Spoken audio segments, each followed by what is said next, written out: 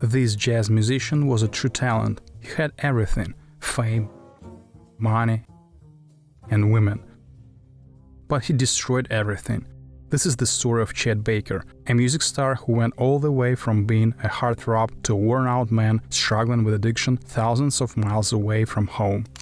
Hello, you're watching the Buro YouTube channel. Today we're going to discuss Chet Baker's career. He was one of the most talented musicians of his time, and somehow he managed to lose it all and at the same time preserve his legacy for decades to come.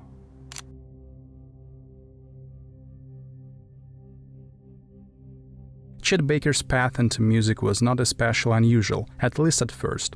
Born in 1929 in Yale, Oklahoma, and raised largely in California, he began with the trombone before switching to trumpet as a boy. The change proved decisive. The trumpet suited his temperament in ways that would become obvious later. While still young, Baker played in school bands and later in army bands during his military service.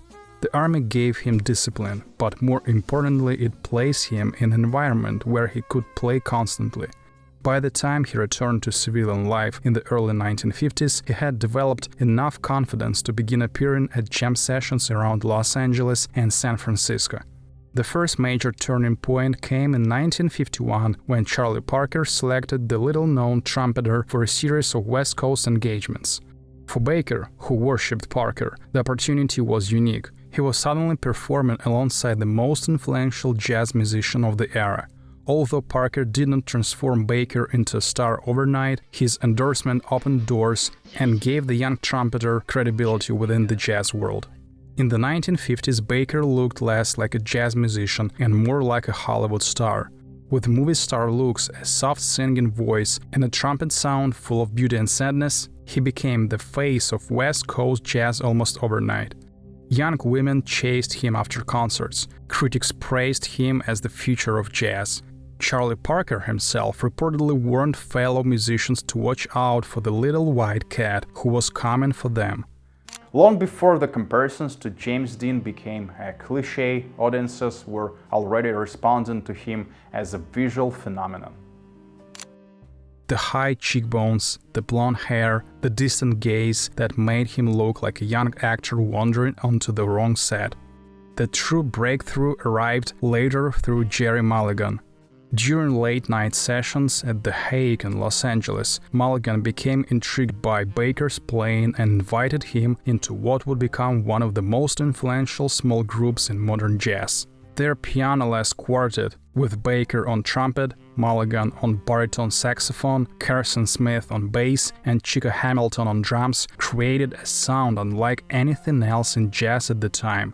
By 1954 and 1955, Baker was one of the biggest names in jazz. Record labels pushed him as a star. Fans packed clubs to see him. His photographs appeared in record store windows across America. Polls ranked him ahead of giants like Dizzy Gillespie and Miles Davis. Many of his admirers weren't even jazz fans. They were simply captivated by the handsome young trumpeter who seemed to embody cool itself. By 1953 and 1954, he had become one of the most celebrated young musicians in America. He won major jazz polls, established his own quartet, and began recording under his own name. Then came the decision that would alter his career in an unexpected way. He started singing. My funny Valentine. Producer Richard Beck was skeptical, and even some fellow musicians considered the idea absurd, yet Baker persisted. The result was Chet Baker Sings in 1954, an album that transformed him from a respected jazz instrumentalist into a real cultural phenomenon. Songs such as My Funny Valentine, I Fall in Love Too Easily, and But Not For Me became inseparable from his image. The record attracted listeners who had little interest in jazz, but were captivated by his fragile voice and movie star appearance. The years between 1954 and 1959 now appear as the artistic summit of Baker's first career.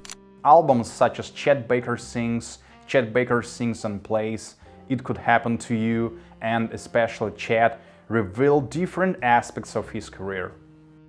Chet recorded in 1959 with musicians including Bill Evans and Pepper Adams is often regarded as one of his masterpieces. The record captures Baker at his most lyrical and emotionally precise, before addiction fully consumed his life.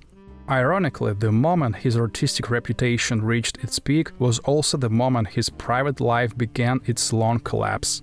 Heroin had already entered the picture. What followed was a gradual surrender. The handsome young man, who had appeared destined for a career as long and celebrated as Miles Davis, spent much of the next 2 decades drifting through arrests, jail terms, failed relationships, and professional instability. And Europe became both a refugee and a prison. Audiences in Paris, Rome, Copenhagen, and other cities embraced him, and recordings such as Chet Baker in Europe captured some of the finest performances of his early years.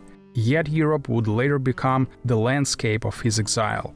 As legal troubles mounted in the United States, he increasingly found himself living abroad, moving from country to country, surviving through performances and recordings alone. By the early 1970s, many observers assumed his career was effectively over. Instead, Baker produced one of jazz's most unlikely comebacks. In 1973 and 1974, he returned to straight-ahead jazz and released She Was Too Good to Me. The album signaled that the musical gifts remained intact despite years of self-destruction. My future just His final collaboration with Jerry Mulligan followed shortly afterward, providing a poignant reunion with the man who had helped launch his career 2 decades earlier. Throughout his life, women repeatedly saw in him what they wanted to see: a sensitive artist, a wounded romantic, a man in need of saving. Baker could be charming and intensely seductive, but he was also capable of manipulation, emotional cruelty, neglect, and, according to several women who knew him intimately, physical abuse. Diane Varver later described episodes of violence and deception.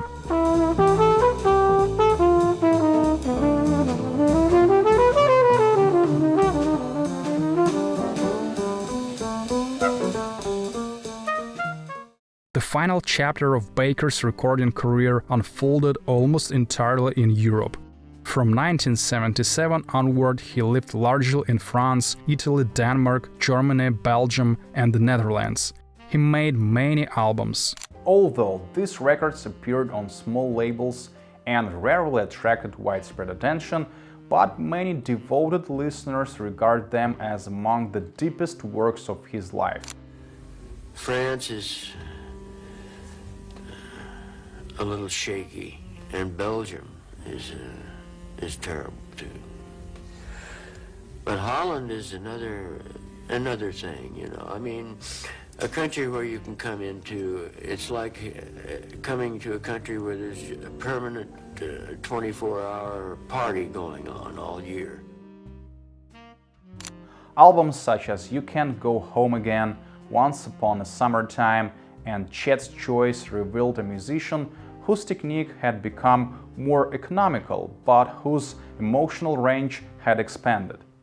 Working closely with European collaborators such as Philip Catherine and Ricardo Delfra, Baker developed a late style marked by intimacy, patience, and a sense of melancholy. This is perhaps the greatest paradox of Baker's life. The man himself seemed increasingly diminished by age, addiction, and disappointment. The music, however, often grew richer. Listeners who saw him in Europe during the 1980s were no longer hearing the handsome idol of Chet Baker sings. They were hearing a survivor, a man with a fragile, worn-out face who had spent decades disappointing others and himself. I'm a fool to want you. In May 1988, Chet Baker fell from a hotel window in Amsterdam and died at the age of 58. The circumstances have never been fully resolved. Speculation continues, and perhaps it always will.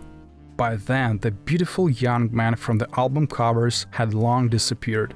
Most of the opportunities that had once seemed limitless had been squandered. What makes Baker difficult to dismiss is that his music survived the collapse of nearly everything else. The older recordings still shimmer with youthful possibility. The later recordings carry the weight of experience, regret, and survival. Together, they document the complicated life of a jazz legend. How could a man capable of creating such beauty cause so much pain to himself and other people? I suppose no biography fully answers that question, and perhaps it cannot be answered.